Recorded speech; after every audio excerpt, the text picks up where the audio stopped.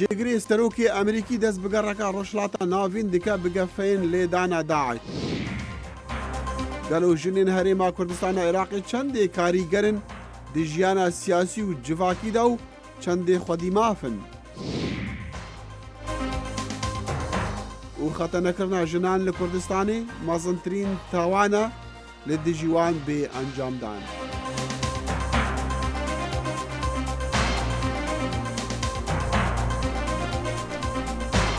سڵاوین گەرم و لە ڕۆژە جیهانیا ژنان ئەزوێ ڕۆژێ لێ دایکاخوا خانماخوا و خوشکاخە و تەڤایە ژنین جیهانی پیرۆز دکم و گەلک بەخێر هاتن تەماشەکردنا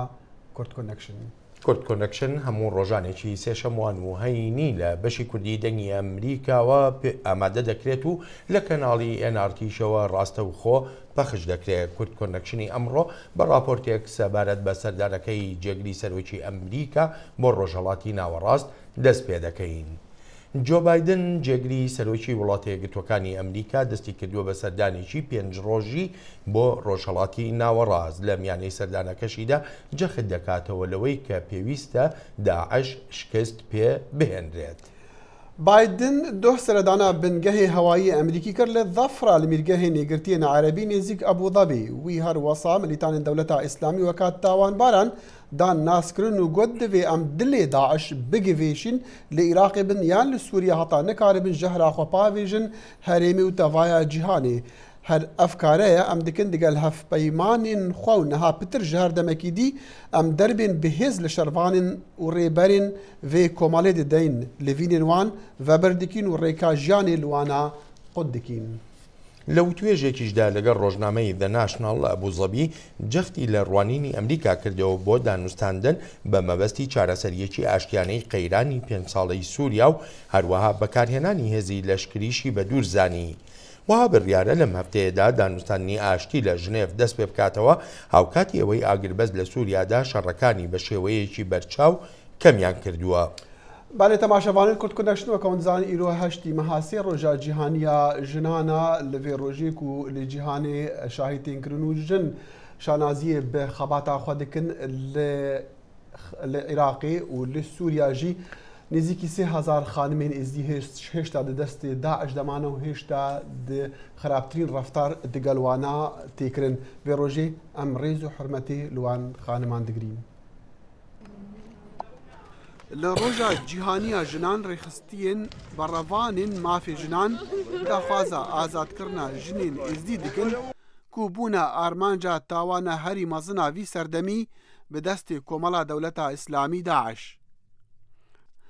راپۆرتا داویە کۆمیسیۆنا بلندا مافی مرۆڤان یان نەتەوێت نێگرتی لە جنێفی دیار دەکەتن کو نێزیکی 3500 کەس پڕانیاوان ژن و زارۆک هێشتا وەکا کۆلا دەدەستی کۆمەڵا دەولەتا ئیسلامی داعش دەنە. راپۆرت تەکەس دکە کو تەڤایە وان ji civaka êzdiyana li sêyî meha heşt li 2014 hatine sebîkirin piştî vê komelê êrişî şingalê kirî. In a building there were thousands of Yazidi families. Di avahiyekê de bi hezaran malbatên êzidiyan têde bûn, jin û zarok bi diyarî di hev diguhertin. Daişek beref min vehat, zalamek gelekî mezin bû. Ez behetîm. Bi giriyan min gotê, ez zaro me, ez nexweşim. Zelamî ez ji xwe re birim û ji min xwest ola xwe biguherim. Destdirêjî li min kir. Dema min hewil da birevim, wî ez xistim jûrekê û da me destê nobedarê xwe. Wan destdirêjî kire ser min, ta min haşxwe nebû. Li 16 meha 12 par Nadiya Murad numuneya tawanên Daeş daxwaz ji encûmenê ewlehiya netewên êgirtî kir hewlên rizgarkirina jin û keçên êzdiyan bide. Rizgarbûyên wê trajîdiyayê dibêjin çendîn cara wan hewlên xwekuştinê dan li şûna ku di destê Daeş de bijîn. Ez dê xwe kuşim. Çekû birov ji heyata xwe eqete di xtêvan pîsad bînet. Piraniya jinên êzdiyên di destê Daeş de li deverên Erebên Sunnî ne li Muslê li Iraqê li Reqqa û Dêr Zûrê li Sûriya ne. Lê bi hezarên jinên bi Emirdeçûyî di kempên penaberan de ne di rewşek xiraba jiyanê de dijîn. Keçikû jin hemû nel desteyne. Êdê êzidiya. Heta keçikû jin desteyne çî qencew jê çi meşingal. Nabergehe şingal çûj mere.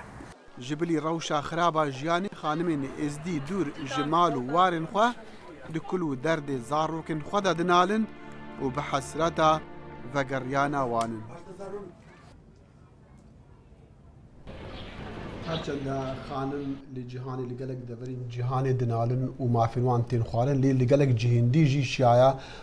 جهێ خوا بگرن و مافێن خوا دابین بکەن بۆ نمونە لە هەرێمێن کوردان لە سووریا لە ڕۆژ ئاوا خانم چاوە بەشداریە کاریگەر دشەڕێ داعش دەدیکن وەساژی شایە جهێ خوا بگرن سەرۆکا کانتۆنا ئەفرینەی ji بۆ پامێرە دەنگی ئەمریکا ئەمینە مەست و ئاخفتیە لەسەر vê تایبەتی کا چاوە وان جهێ خوا و مافێن خوا دابینکردنە ام دزانن هر تم د دیروکا شورشا دا جنه کت دایی خبات دایی شهید جی کتنه لی تفلی چاراسری پرسکریکا نبونه جیرا گوتنه صبر که پشتی شورش بسر کت امی بحثا مافی جنان بکن لی جودابونه شورشا روش آوا اوه کو جن بجداری شورشی بونه لی برنگی خوا بناسنامه خوا بریخستنین خوی جودا جودا بهێزên xwe عسkerî cuda cuda bejdar bûne niha meştara jî diyar kir û guhdarara ku em yanî karê me da ku em wek şandeyek jin beşdarî kongreyê gujbûyî pirsgirêka Sûriyê bibin şandeyek jinê Sûriye ne şandeyek niha tê behskirin ku wek şandeyek şêwirmend gerek hebin ticarî em ê vê qebûl nekin و ام لقل شورشا قول همبر هزين تروري شورشا هندرجي دمشينن شورشا قهرتنا الذهنيات الجواكي دمشينن جبويوت ما ترسين تنايا وجيني سوريا بإراداخا بناسناماخا برسكريكي تشارا سر بكن و يعني رولا وي دستورا سوريا بيشاروجي دجي هبه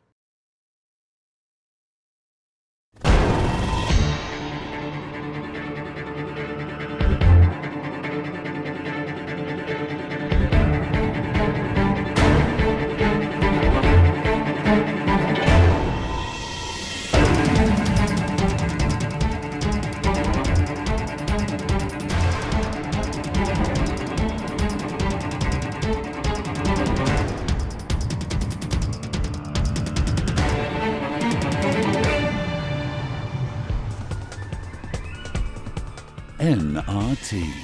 Kurdistan's #1 news channel.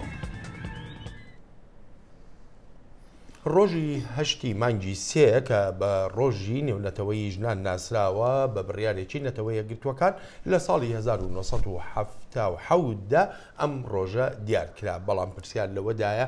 ئایا لەو ڕۆژەوە هەتا ئێستا یەکسانیەکی تەواو ئەوەی کە خانمان خۆیان داوای دەکەن هاتۆتە دی کۆرد کۆنێکشن میوانداری چالاکوان بەفرین نووری دەکا بەفریخان زۆر سپاسی ئامادەبوونت دەکەم بەفریخان بە سەرەتا ئەوە بزانین لە کۆمەلگای کوردیدا هەوڵ و خەباتێکی چڕ و پڕ هەن بۆ ئەوەی یەکسانی دابین بکرێت لە نێوان پیا و ژندا بەڕای جەنابێت هەتا ئێستا ئەم یەکسانی هاتوۆتە ئارا ڕاستیەکەی لە سەرەتاوە ئەبێەوە بڵام کە بێگومان ئەمە ئەبێ لێکدانەوەیەکی کۆمەڵایەتی بۆ بکرێت چونکە یەکسانی خۆی دیاردەیەکی مێژووی کۆمەڵایەتیە کە لە دەرەوەکو دیاری بۆ ئێمە نایەت کێشەی ئافرەتان ڕاستە کە کێشێکی جیهانیە و لە هەموو دنیا بە پلە و بە شێوازی جیاواز ڕەنگە ئەم کێشەیە دەربکەوێت بەڵام ئەوەی کە پرسیارەکەوەی ژنی ئێمە بۆچی نەیتوانیوە تاوەکو ئیستا هەنگاوێکی بەرچاو بەرەو پێشەوە بنێت لەوانەیە ئەمە بگەڕێتەوە بۆ دەیان فاکتەری ناوخۆی فاکتەرەکان جۆرا و جۆرن لەوانە فاکتەری سیاسین فاکتەری ئابوورین و هەروە فاکتەری کەلتورین بەڕای من تێکشکاندنی پیاوسالاری خۆی گرێدراوی تێکشکاندنی فۆرمەکانی هەموو فۆرمەکانی تری دەسەڵاتە یعنی پیاوسالاری تەنیا تێڕوانینێک نییە ئێمە بڵێن بە ئەم تێڕوانینە بگۆڕین کەواتەیەتە پیاوسالاری بوونی نامێنێت مەسەلەن بۆ نمونە بڵێن پیاوگەر هوشیار ببێتەوە کەواتەیەتر پیاوسالاری بوونی نامێنێت نەخێرەمەوان نییە پیاوسالاری لە ئیستا ینی ئەو قاڵبە کۆمەڵایەتی و سیاسیە کە هەموو پەیوەندیەکانی دەسەڵاتی لە خۆ گرتووە بۆ ئەوەی بتوانین ئێمە گۆڕانکاریەک دروست بکەین ئەبێ ینی پیاوسالاری تەنیا لە ڕوانینی پیاودابۆژن کورد نەکەینەوە بەڵکو لە ڕوانینی کۆمەلگادا بۆ سروش بۆ پەروەەردە بۆ سیاست و بۆ هەموو شتەکانی تر ئەم ڕوانینە ڕەنگی داوەتەوە ئەگەر یارمەتی بی لێرەدا ئەمەژە بە خاڵێک کرد کە مەسلەی هوشیاریە لێرەدا ئەم هوشیاریە ئەم ڕۆشنبیریە گشتیە کە لە هەموو دۆسەیەکدا ئێژگار گرنگە لە لای ژنان خۆیان چەندە گرنگی پێدراوە ئەو ڕۆشنبیریە گشتیە دەبێتە فاکتەرێک بۆ جوڵانی بزوتنەوەکانی ژنان ڕاستیەکەی کاک بەڵێن ینی بەڕای من هەر کەسێک تا ئەندازەیەک خەون دەبینێت کە چوارچێوە مێژوی و کۆمەڵایەتەکەی ڕێگەی پێ بدات. بۆیە ژنێک لە گوندێکی کوردستانە خەون و بیرکردنەوەی هەرگیز وەک ژنێک نابێت کە بۆ نمونە لە واشنگتۆن یان هەر وڵاتێکی ئەوروپایە دەژیت. ڕەوشنبیربوون ڕاستە گرنگە. بەڵام ڕۆشنبیربوون بەمانای ئەوە نییە کە ئێمە گەربێت و بڵێن ڕۆشنبیرین کەواتە بە شێوەیەکی ئۆتۆماتیکی توانین بگەین بە مافەکانی خۆمان نەخێر. ڕەوشنبیربوون بەمانای ئازادبوون نایەت چونکە هەروەک کە دەبینین لە وڵاتانی ئافریقا و ئاسیا لەوانەیە بە میلیۆنها ژنی خوێندەوارمان هەبێت کە زانکۆیشیان تەواو کردووە بەڵام گۆڕانێکی ڕیشەیی و بنەڕەتی لە ژیانیان دروست نەبوو. ئەگەر یارمەتیم بی لێرەدا ئەو مەسلەی جیاوازی خۆ دەزانی کورد لە دابەش بۆ بەسەر چوار پارچەدا لە ڕۆژەڵاتی ناوەڕاستدا بەڕای جەناب جیاوازی لە کێشەکانیان هەیە لەو ڕۆشنبیریەدا هەیە زۆر بە کورتی ئەمە وەڵام بدەیتەوە. لە ڕاستیا ینی من خۆم باوەڕم بەوە نییە کە کێشەی هەموو ئافرەتان لە دنیا بە یەک زمان و بە یەک پێناسە وەسف بکرێ بۆ نمونە مەسەلەن خوێندنەوەی فێمینیزمی ڕۆژاوایی ناکرێت ئەوە بیکەین بە تەفسیر و تێگەشتنێک بۆ فێمینیزمی بۆ نمونە مەسەلەن ڕۆژهەڵاتیش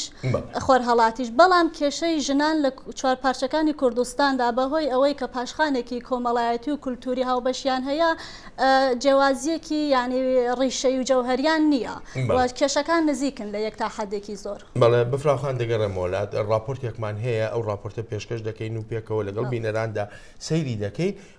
و دەگەڕێم وڵات بۆ پرسیاری ترمان. یەکێ لە ئەندامانی پەرلەمانی هەرێمی کوردستانی عراق ئاماژە بەوە دەکات لە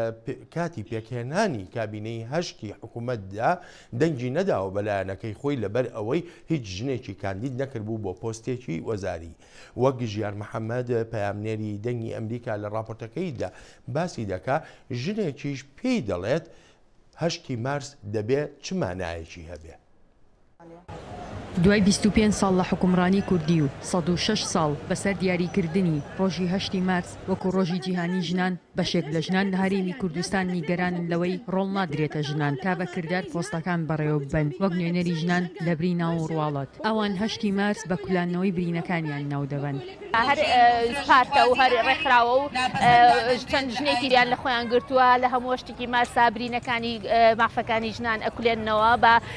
تۆزێ بووجۆیە نمایشێک دەکەن گوایە ئەمانە نوێنەری ژنانن و ئەو ژنانەی تاکو ئێستاش لە دەسەڵاتە بەرقەرار بوون و چونەتە ناوەندی بڕێدانەوە ئەو ژنانە بوون کە بە جوهدی پیاوەکان کە بە نزیکبوونیان و مەحسوبی و ئەقاربیان پیاوەکان بەتر بە کەسوکاری شەیدانیە بە بسار ڕاست و برادەری بەرپرسەکان گەیشتنەوە ناوەندی بڕادان کە ئەو ژنانە ناتوانن و قەتیش ناتوان ببن بە نوێنەری ژنان. لە حوت کابینەی پێشووی حکوومەتی هەرێمدا لە 2 بۆ 3 پۆستی وەزاری زیاتر نەدراوەتە ژنان لە کابینەی هەشتی حکوومەتیشدا کە با کابینەی حکوومەتی بنکەفراوان ناودەبرا بەتەنها پارتی دیموکراتی کوردستان تاکە ژنێکی کاندید کرد بۆ پۆستی وەزارەتی شارەوانی و گەشت و گوزار. هەرەوکات ڕەخنەی توند لەلایەن ئەندامانی حیزبەکانەوە لە حیزبەکانی خۆیان گیرە بەهۆی نەبوونی کاندیدی ژن بۆ پۆستە وەزاریەکان. من کاندیدی حیزب بوومە بۆ پەرلەمانی کوردستان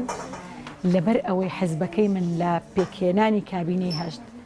ژنی کاندید نەکردووە بۆ پۆستی وزاری من دەنگم بە کابینەکە نەداوە. لەناو حیزبە سیاسی کوردیەکانیشدا لە هەرێم بەتەنها 2 ژن دەبینرێت لە پۆستە باڵاکانی حیزبدا کە مەکتەبی سیاسیە. یەکگرتووی ئیسلامی کوردستان 1 ژن ئەندامی مەکتەبی سیاسیەکەیەتی و هەروەها یەکێتی نیشتیمانی کوردستانیش 1 ژن لەناو مەکتەبی سیاسیدایە. لەگەڵەوەی پەرلەمانی کوردستان چەند یاسایەکی هەموار کرد لە بەرژەوەندی ژنان و لەناو پەرلەمانیشدا لیژنێکی تایبەت بە مافەکانی ژنان هەیە بەڵام هێشتا هەندێک یاسا هەن کە ژنان زیانمەندی یەکەمن تێیدا و بە خودی ئەو یاسایانە مافەکانیان پێشێر دەکرێت. زۆر جار بەرژەوەندی سیاسی حیزبە سیاسیەکان وا دەکاتن کە ژنان نەتوانن لە هەندێک پرسی گرنگدا دەنگ بە پرسەکانی ژنان بدەن. هەرچەندە چەندین ڕێکخراوی ژنان لە کوردستان بوونیان هەیە و بەردەوام چالاکی پێشوەختە ئەنجام دەدەن بۆ 8 مارس بەڵام هێشتا ژنانێکن کە ئاگاداری ڕۆژی تایبەت بە خۆیان نین. من ئێستا نەمەزانی چ ڕۆژێکیشم لەم ڕۆژی جیهانی ژنان مافەکەمان نەپارێزراوە و احتیمالیش بەژن نادەم کواژن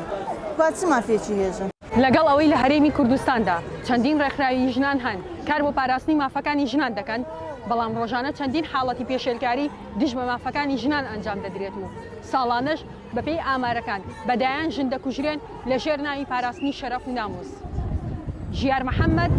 دەنگی ئەمریکا سلێمان. راپۆرتی پامنەرمان ژیار محەممەد لە سلێمانیەوە بوو ئەلبەتە هەر لێرەشەوە وەک کورد کۆنەکشن پیرۆزبایی لە ڕۆژنامەوان ژیار محەممەد دەکەیت بە بۆنەی وەرگرتنی ئەو خەڵاتەی وەک باشترین راپۆرتی ژنان کە ئامادەی کردووە لەلایەن گۆڤاری ژن مەگەزینەوە پێی دراوە. دەگەڕێمەوە لای میوانی بەرنامەکەمان بەفراوخان پێ وایە سەقامگیربوونی دیموکراسی ببێتە مای بەرەو پێشچوونی مافەکانی ژنان لە کاتێکە ئەو ڕۆشنبیری کە لە یەکێ لە پرسیارەکانی پێشتریش باسمان کرد ئامادەیەکی ئەو توی نەبێت؟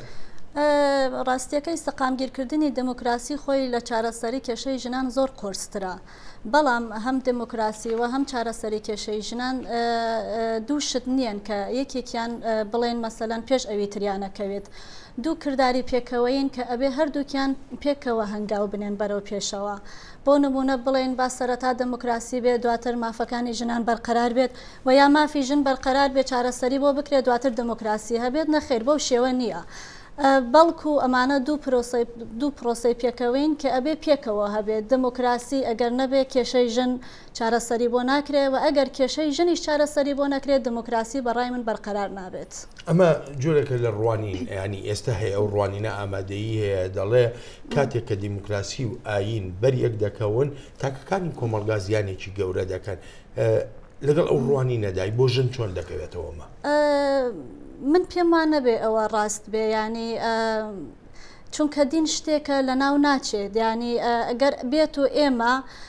بۆ نمونە بوونی دموکراسیەت گرێ بدەین بە نەبوونی دینەوە ئەوە ئەبێ دەست هەڵگری دموکراسی بین و شتێکە کە ئەبێ هەر باسیشی لێوە نەکەین بەڵام من پێم وایە لە مۆدلی سێکۆلاردا دین و دموکراسی ئەتوانن پێکەوە بژین. کێشەکە ڕاستیەکەی لە نێوان دین و دموکراسیان نییە کێشە لە نێوان دیکتاتۆریەت و دموکراسیەتدایە بەڵێ ڕاستە دین لەوانەیە کە ئەو ڕەگەزە دیکتاتۆریەتی تیا بێت وەک هەموو ئایدۆلۆژیەکانی تر گرنگە ئێمە بتوانین بەر بە ئەو ڕەگەزە دیکتاتۆریە ینی بگرین و ئەو ڕەگەزانە بخنکێن بە دین و بە هەموو ئایدۆلۆژیەکانی تریشەوە ئەگەرنا دین کاتێک ئەتوانێت لەگەڵ دموکراسیانە بێکە بیەوێ هەموو کۆمەلگا بکە بە کۆمەلگایەکی دینی و بەر بە ئەو کاتەی شایەکە ژن ناتوانێت ڕاستیەکەی چونکە لە سیستمێکی دنیا من لە سیستمێکی دنیا من باوەڕم وایە کە ژن نەتوانێت هەنگاوی ئازادانەتر هەڵگرێ بۆ خەباتی ژن بۆ چارەسەری کێشەکان. زۆر سپاس دەکەم بەفراخان بۆ بەشداری لە بەرنامەی کورد کۆنەکشنە زۆر سپاس. بەفراو نووری چالاکوان میوانی بەرنامەی کورد کۆنەکشن بوو. ئێستاش دەچینە شاری هەولێر لەوێش ئەحمەد زەباری پامنێری دەنگی ئەمریکا راپۆرتێکی تایبەتی بۆ ئامادەکردوین لەسەر ڕوانینەکان لەسەر ڕۆژی 8 مارس.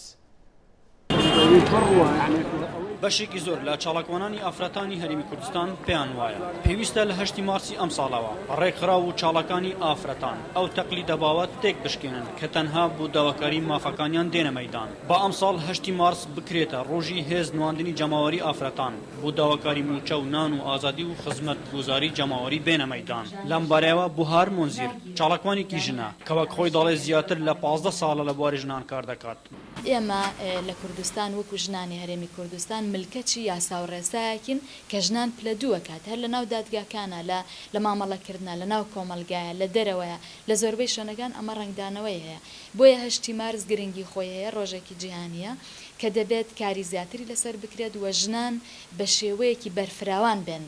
لەگەڵ ئەمان لەگەڵ خواستەکانی خوانە بن و خواستەکانی خۆیان بەرز بکەن. بێریڤان محەممەد ئەندامی دەستەی بەڕێوەبەری ڕێکخراوی ژنانی ئازادی کوردستان لەبارەی ئەوەی کە بەشێکی زۆر لە ئافرەتانی هەرێمی کوردستان لە پلە و پۆستی باڵادان بۆچی تا ئێستا گەر ئافرەتان پێیان وایە عقلێتێکی پیا و سالاری هەیە و زاڵە ئەوان نەیانتوانیوە بەسەر ئەو عقلێتە زاڵ بن عقلێتێکی سیاسی پیا و سالاری لە باشووری کوردستان هەیە کە بەشێک لە ژنانیش لەسەر هەمان عقلێتی پیا و سالاری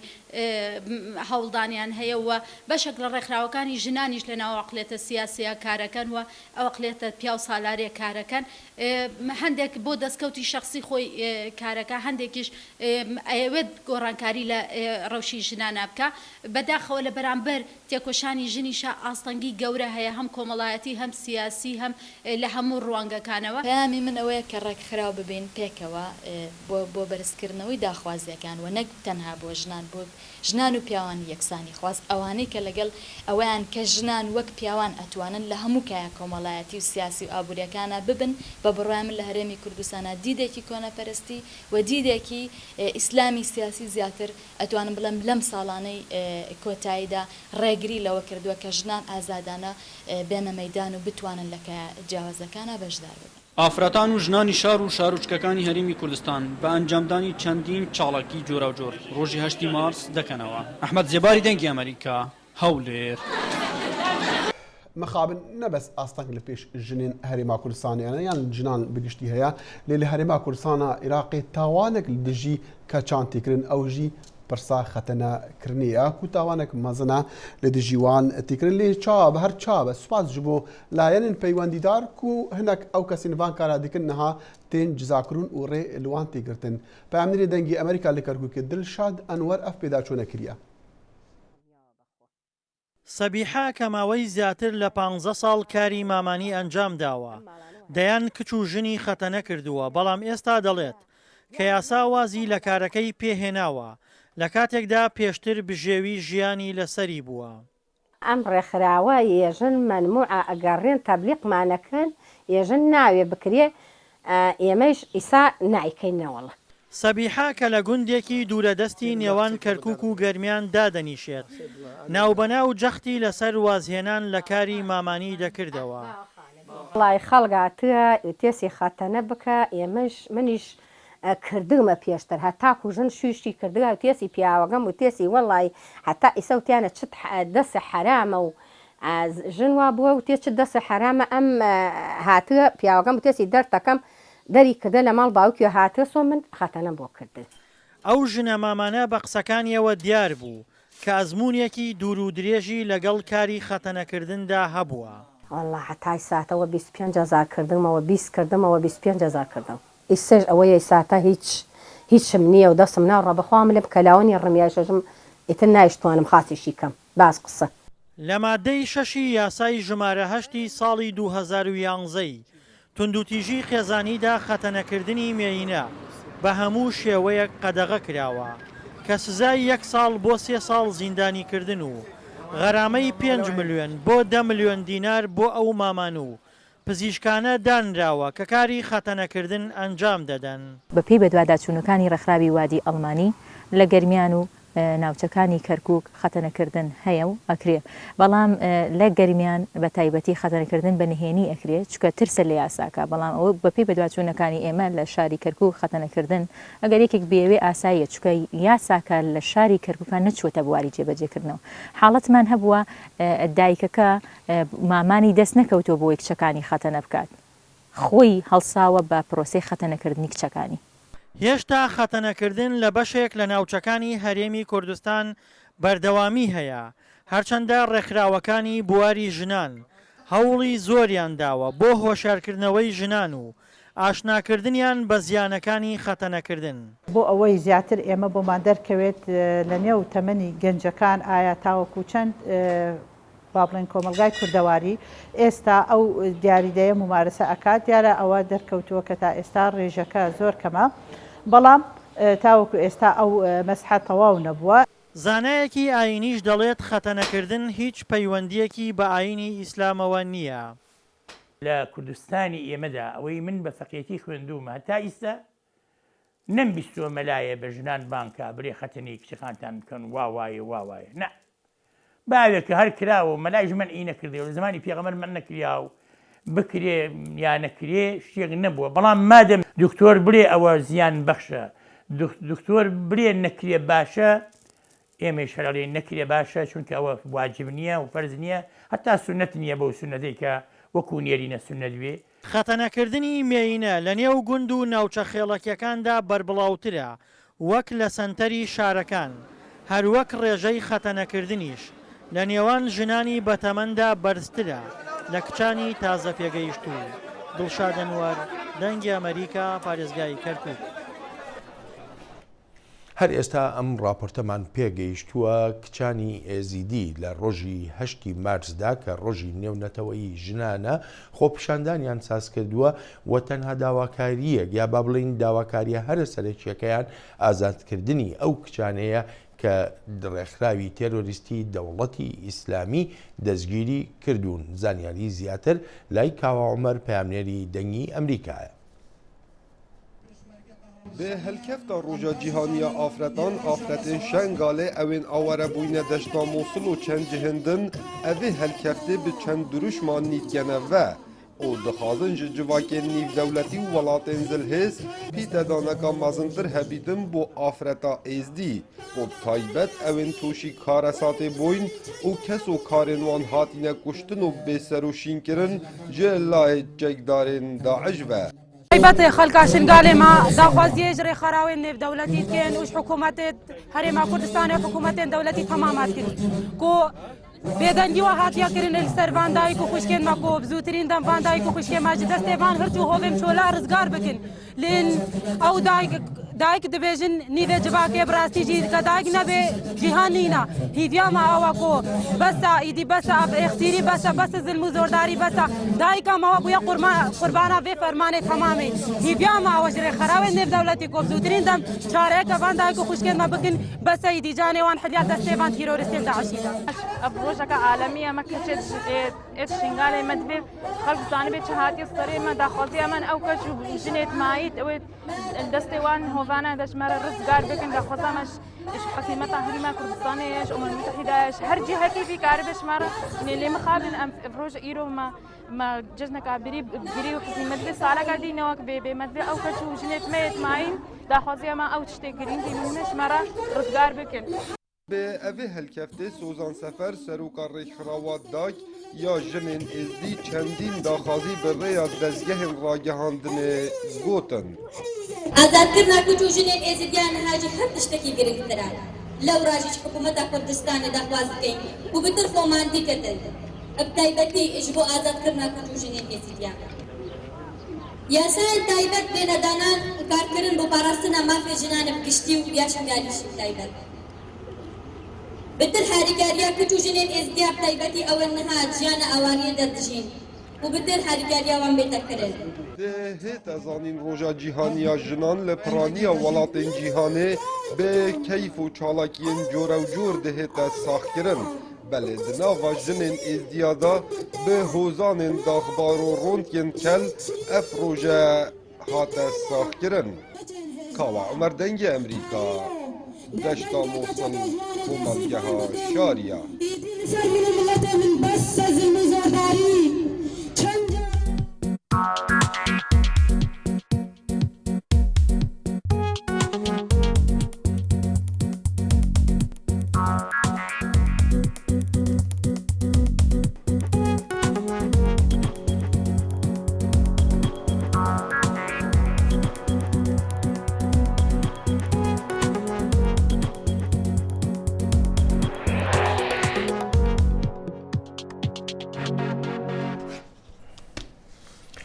دەخیل هەر لە سەرەتای دەرکەوتنی ڕێکخراوی دەوڵەتی ئیسلامی ئەڵبەتە ئێزدیەکان لەژێر هەڕەشە و مەترسێکی گەورەدا بوون ژمارەیەکی بەرچاویان لێ دەستگیر کراوە و